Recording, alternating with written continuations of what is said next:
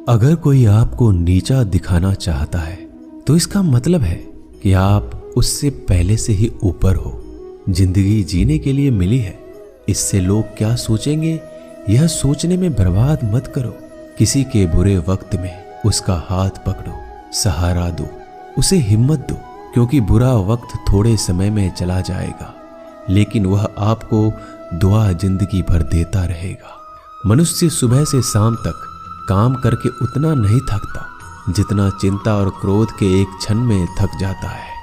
संबंध परमात्मा से अच्छे बना लो तो तुम्हें किसी की जरूरत नहीं पड़ेगी, तुम खुद सबकी जरूरत बन जाओगे। सलाह देने तो हजारों आते हैं लेकिन जब साथ देने की बारी आती है तो केवल भगवान आते हैं। जीतने के बाद तो सारी दुनिया गले लगाती है, क्योंकि जो आज आपके साथ है वह कल आपके खिलाफ हो सकते हैं। बिना मतलब के कोई आपकी इज्जत नहीं करेगा, लेकिन खुद को इतना काबिल बनाओ कि लोग बिना मतलब के भी आपका इज्जत करें। भगवान कहते हैं सोने से पहले तुम सबको माफ कर दिया करो और तुम्हारे जागने से पहले मैं तुम्हें माफ कर दूंगा। भगवान ऑक्सीजन की तरह हैं जिन्हें आप देख नहीं सकते, लेकिन उसके बिना आप रह भी नहीं सकते। कोई और तुम्हारी मदद नहीं कर सकता, अपनी मदद स्वयं करो। आप खुद के सबसे अच्छे मित्र हैं और सबसे बड़े दुश्मन भी। इंसान तब समझदार नहीं होता जब वह बड़ी बातें करने लगे, बल्कि समझदार तब होता है जब वो छोटी छोटी बातों को समझने लगे। आप किस समय सही थे इसे कोई याद नहीं रखता, लेकिन आप किस समय गलत थे ये सब याद रखते हैं। सब दुख दूर होने के बाद ही मन प्रसन्न होगा, यह आपका भ्रम है। मन प्रसन्न रखो, सब दुख दूर हो जाएंगे, ये हकीकत है।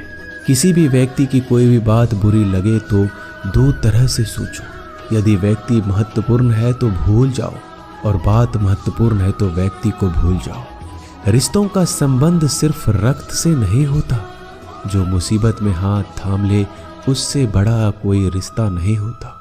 भगवान कहते हैं तुम सब कुछ मुझे सौंप दो, सारा दर्द परेशानी, और बिल्कुल हल्के होकर मुझे याद करो। धीरे धीरे तुम्हारा जीवन बदल जाएगा। हर रोज रात को सोने से पहले भगवान को अपनी पूरी दिनचर्या बता के सोएं। अगर आपके द्वारा किसी का दिल दुखा है तो मन ही मन उससे माफी मांगे।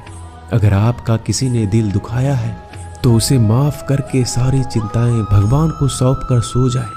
यकीन मानिए इससे आपकी जिंदगी खुशनुमा बन जाएगी।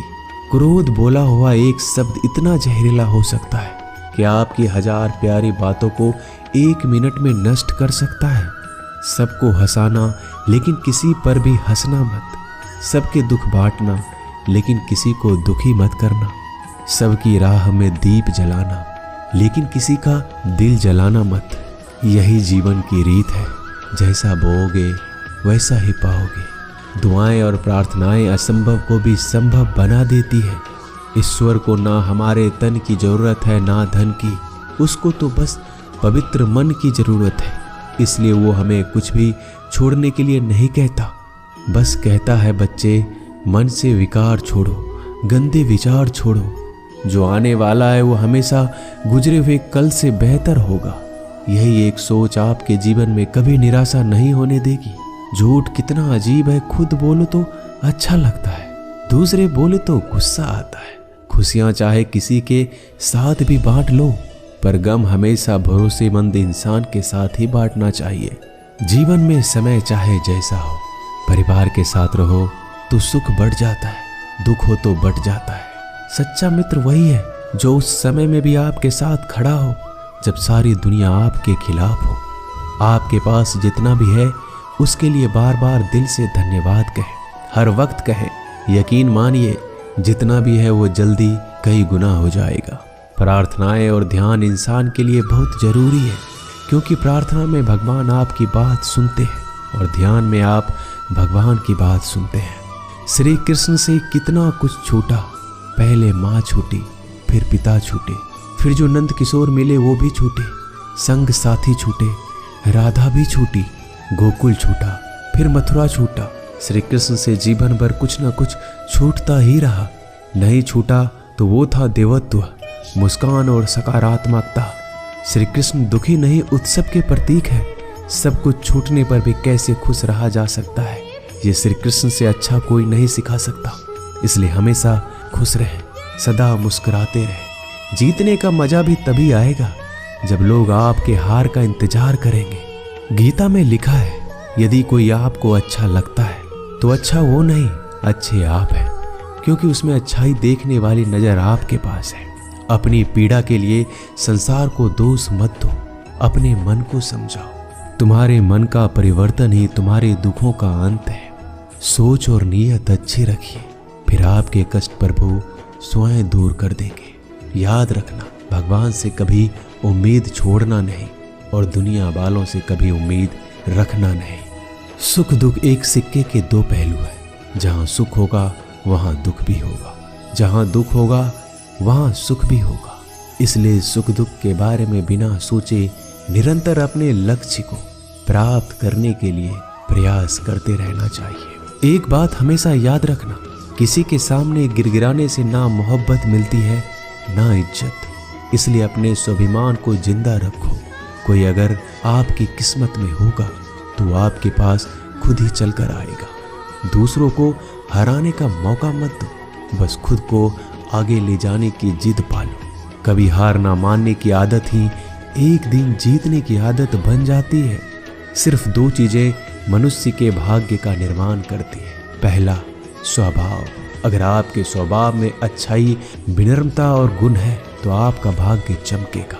अगर आपका स्वभाव क्रोधी है, आलसी है, तो आपका भाग्य बिगड़ना अनिवार्य है। इसलिए अपने स्वभाव को मधुर और आकर्षित बनाइए। दूसरा, आपकी वाणी। बोलना तो आदमी 2.5 साल की उम्र में ही सीख जाता है, परंतु कब, कहां और कैसे बोलना है उसे यह जिंदगी भर भी नहीं समझ पाता। जिसे ये बोलना आ गया कि कब, कहां और कितना बोलना चाहिए, समझ लो उसे सफल होने के लिए कोई नहीं रोक सकता।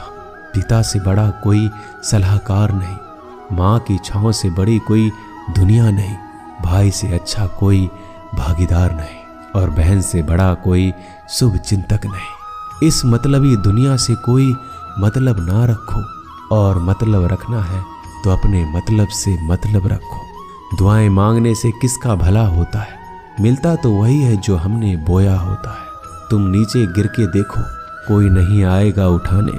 तुम जड़ा उड़कर तो देखो, सब आएंगे गिराने। एक बात हमेशा याद रखना, अगर शराब की दुकान पर बैठकर दूध पियोगे तो तुम्हें शराबी का ही दर्जा मिलेगा, और किसी मंदिर में बैठ के पानी भी पियोगे तो तुम्हें एक संत का दर्जा दिया जाएगा। इसलिए आप किसके साथ उठते बैठते हो ये बहुत मायने रखता है।